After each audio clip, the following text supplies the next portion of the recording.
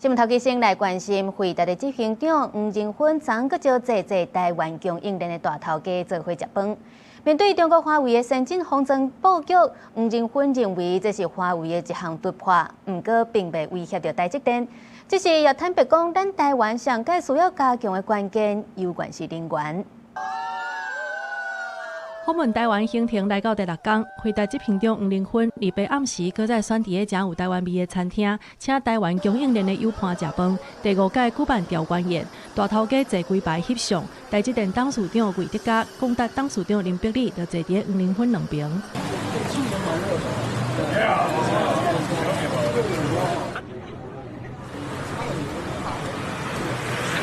包括聯發科執行長蔡立行、和碩董事長董子賢，也有鴻海董事長劉揚偉等等30多個台廠的大頭家出席這場調關宴。黃仁勳要是真親切，食一困啊，就出來分汽水甲食的。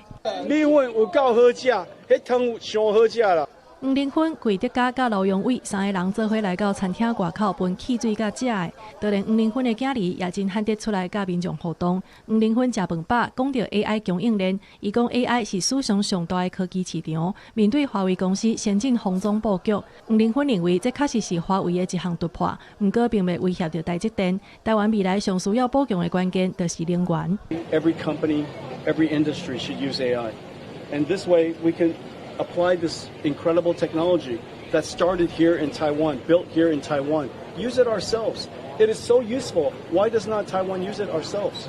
和碩董事長董子賢也指出，台灣目前是在人工智慧 AI 的大流行當中 ，AI 是進步的中心點，台灣會扮演真重要的角色。這場調關宴唔但是有科技大頭家，更較展現台灣在 AI 供應鏈當中的關鍵地位。記者綜合報道。